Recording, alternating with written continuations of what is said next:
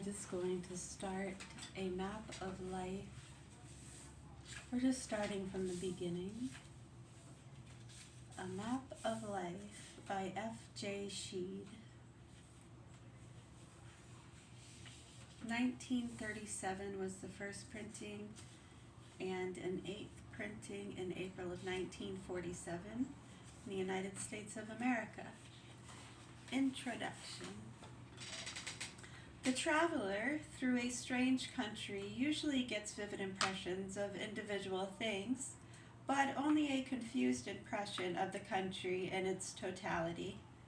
He remembers this mountain and that stream and the other village, but how one is related to the other, and the general winding of roads that he has barely glimpsed, cannot in the nature of things stand clear in his mind. And a map of the whole country seen at the end of his travels may very well be of full surprises, and is, in any case, a totally new view.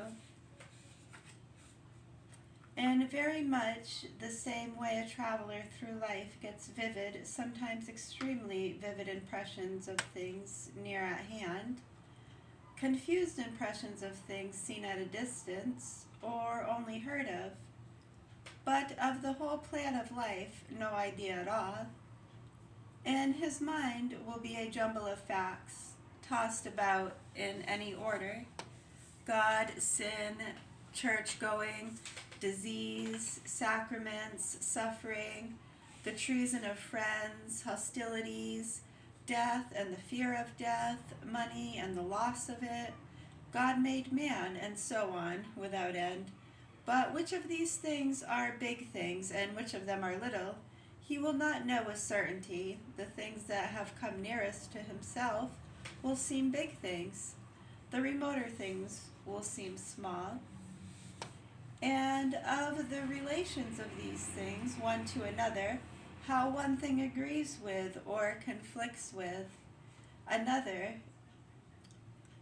of all this, merely by dint of living, he will have only the most confused and uncertain impression.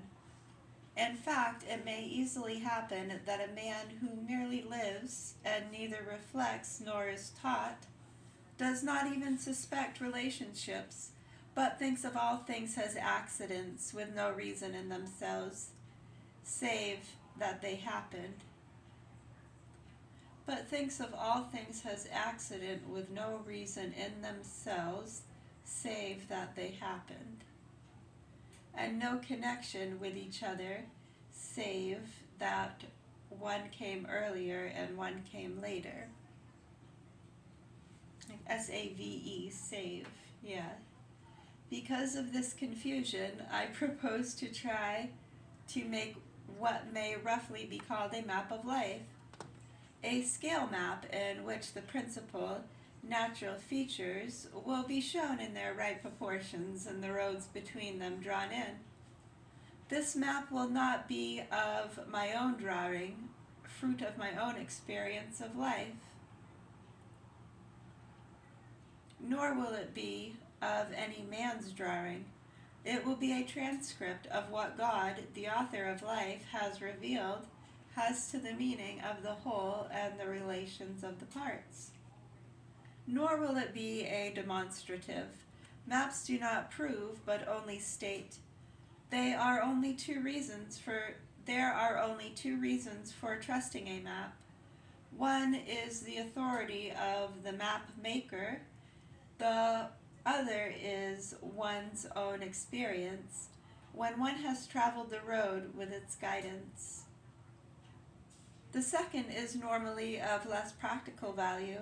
We need to be assured of a map's trustworthiness at the beginning of a journey.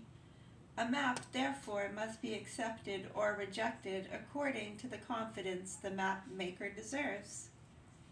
In this instance, fortunately, the map maker is God. In this effort to set out the plan of life, there will be no attempt anywhere to prove the truth of what is said, but only to state what, according to the church he founded, God has said. The problem of life's purpose. To the detached observer, man is something of a curiosity. He lives in two worlds at once, and this not as a being who belongs to one world and has simply got tangled up in another, but as a being who belongs essentially to both of them. God, who alone exists in his own right, who is all-knowing and all-powerful, who exists without the shadow of limitation, made all things. Considering the beings God has made, we find two broad categories, spirit and matter. Spirit is being which has the power of knowing and willing. Having some tea. Cheers. Green and black. Yes, the Mr. T's green tea and the Tetley black is very good. Spirit is being which has the power of knowing and willing. Matter is being which has not these powers. There is a more obvious but less important distinction between them. Matter can be perceived by the senses. Spirit cannot. Of God's creatures, there are some that are pure spirits, angels, with no material part. There are some that are purely material, animals, plants, stones, and the rest, with no spiritual part. Between them is man. In him alone spirit and matter are united. By his soul he is a spirit, as the angels are. By his body he is part of the material universe, and has already been said, he belongs to both worlds by his essence. He is not simply a spirit who is for the moment tied down to, or tied up in, a body. It is of his very nature to be a union of matter and spirit. The soul of man is not more essentially a partner in the human compound than his body, but it is the more important partner, for in the first place it is the principle of life in the body. It remains with the body so long as the body is capable of being animated by it. The body corrupts, whereas the soul continues in existence, and in the second place it knows and wills. That is, it has the two faculties of intellect and will by which it can enter into conscious and determined relationship with all that is. Such a being, then, is man. It is life as it concerns man. That is the business of this map. We shall understand the map better if we grasp its universal necessity. A man may very well say that whether there is or is not a divine revelation as to the meaning of human life, it is at any rate only of academic interest, desired by none save the dwindling number, who like things cut and dried and take comfort in the voice of authority. For a man who reasons thus, we must show that an acceptance of the revelation of God as to the meaning of life has a bearing not only upon holy living, but even upon sane living, that only those who believe in such a revelation can shape their own lives correctly or help their fellow men. Those who do not accept the revelation, even if they have the best will in the world, which not all men have, can neither direct their own lives aright nor help other men, save accidentally and within a very narrow field. From such men the world has little to hope and an immense amount to fear, and into their hands the world is tending more and more to fall. In one word, the reason for their helplessness, both in relation to themselves and in relation to others, is that they do not know what a man is. You do not truly know what anything is until you know what it is for. knowing what a thing is made of, even knowing whom a thing is made by. These things are but scanty knowledge, impotent of themselves to lead to fruitful action. The complete knowledge demands a knowledge of purpose. A very crude instance may make this sufficiently obvious truth still more obvious. Suppose a man who has never shaved, and suppose that he suddenly discovers a razor. He does not know what it is, but he discovers that it cuts, whereupon he uses it for cutting wood. He does not cut a great deal of wood and ruins the razor, leaving it fit only for the scrap heap. The point is that he has used it without knowing its purpose, and save by accident, such use must always be misuse. And in the face of the general proposition that nothing can be used aright until its purpose is known, the man who uses anything at all without such knowledge is acting blindly. He may mean well, but well-meaningness is not a substitute for knowledge and purpose. Obviously, the perfect way to know the purpose of the thing is to find out from its maker. Any other method leaves too many loopholes for error. Apply this principle to man himself. We cannot use ourselves aright, nor help any other man until we know what man is for. We can meddle with him, tinker with him, mean well to him, but save in a limited way, we cannot help him. Here we must make a short digression. There are only two ways in which anything can come to be. Either it is intentional or accidental. That is, either someone intended or it merely chanced. The thing that is intentional has a purpose. Accidents have no purpose. Humanity, like other things, must be either an accident or so purposeless, or else have been made with intent.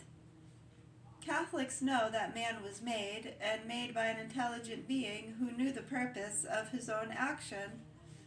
Further, God who made us and knew what he made us for, he told us what he made us for. Accepting his word, we know the purpose of our existence, and we can proceed to live intelligently according to it. Short of this knowledge, intelligent living is not possible for us. For apart from God's own statement as to what he has had in mind when he made us, we have no way of knowing. We cannot tell ourselves. The scientist can tell us what we are made of, or rather what our bodies are made of, but he cannot tell us what we are made for. And by comparison with this altogether vital matter, what he has to say, interesting as it is but trivial. In other words, short of God telling us,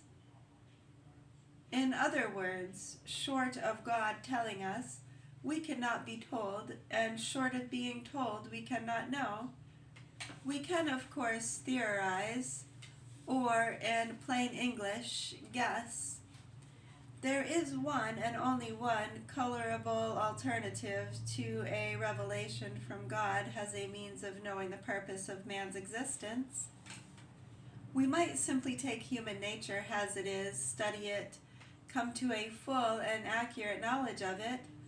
We could then reason from man's nature as to the particular purpose for which a being of that nature must have been made, or avoiding the idea of purpose altogether. We might reason as to the best use to which a being of those powers could be put. This, I say, is a colorable alternative. Indeed, for one who is unaware of the revelation of God, it is the highest exercise of the intellect. With this method, had God not told us what was in his mind, we should have had to rest content. Yet we may be glad that he did not so leave us, since it is liable to error in many ways, of which two are of capital importance. There may be error in reading of human nature. Most of men's efforts to read human nature and frame a system of life in accord with it err by inability to seize the whole.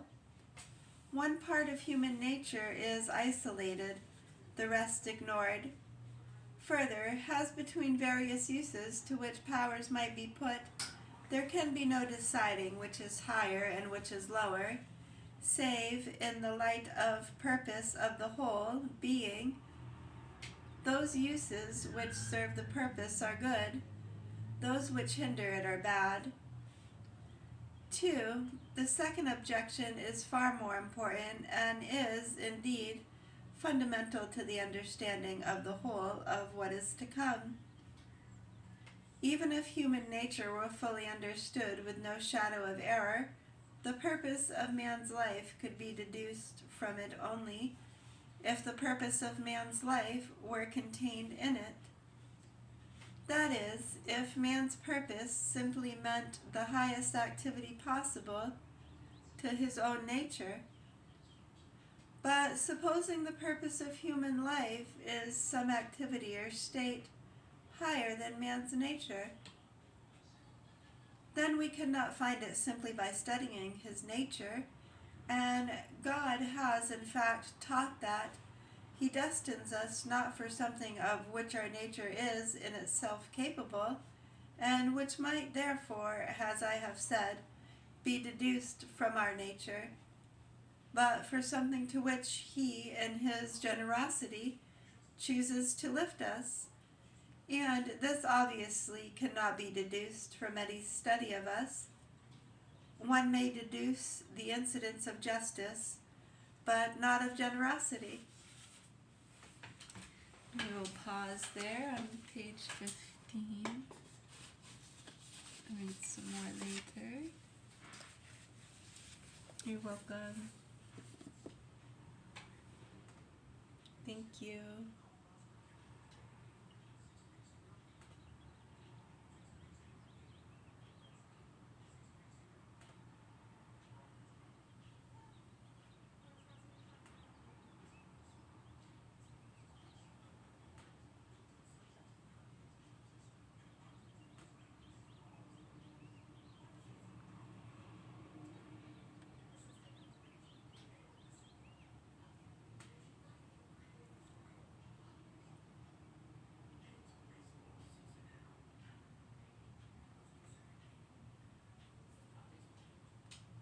Feeling pretty good. A little bit of high energy today. Mild jitters, not too bad. Do a few breath and stretches, balance that out.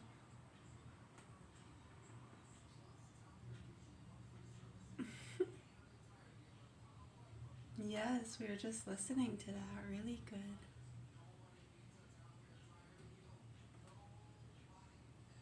Yes, we'll read some more in a little bit. We'll finish our tea, do some breathing. We have health class, a few things to watch in the Dropbox. Plenty to keep us busy.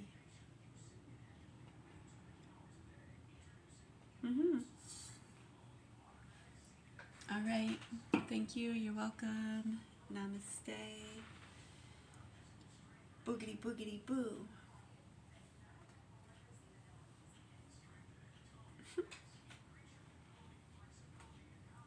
What, this? Yes.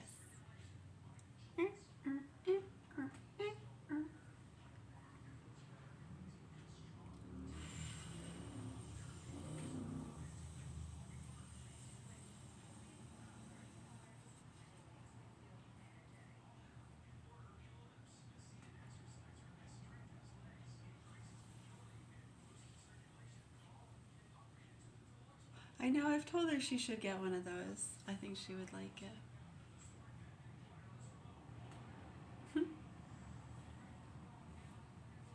Yes, because she gets that restless leg. I know, I've told her multiple times she should try it. I mean, it'd be worth it with how much they complain about their legs at night and stuff. Might as well.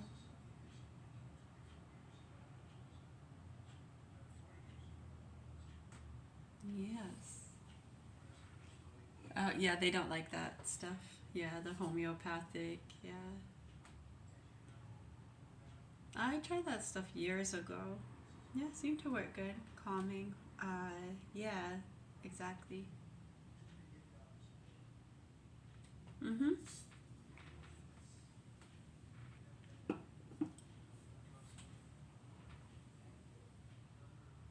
Yeah, it's just a homeopathic blend. Oh, that stuff works good. No, not too much anymore. Once in a great while. But stuff does work. A lot of people use it, yeah, for natural immunity. It's good for prevention of a lot of things, yeah. Hay fever.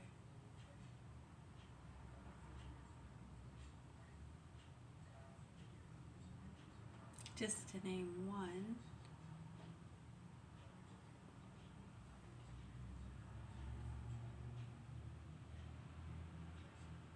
Mm-hmm.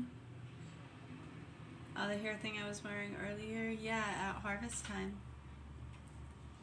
I think $9 or $10. Yeah, maybe $9.95. Something like that. Might have been $7 or $8, I don't know. I can't remember. Somewhere between 7 and 11. For sure. I do. I love those. They're comfortable and they're not too tight. And they're soft. They're cushiony. Yeah.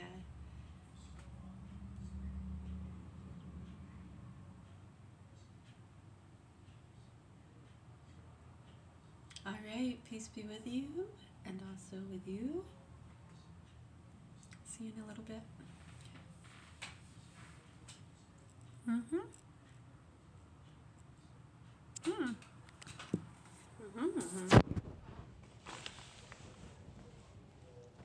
Mm-hmm. Mm-hmm. Kind of hazy. Yeah, not too bad.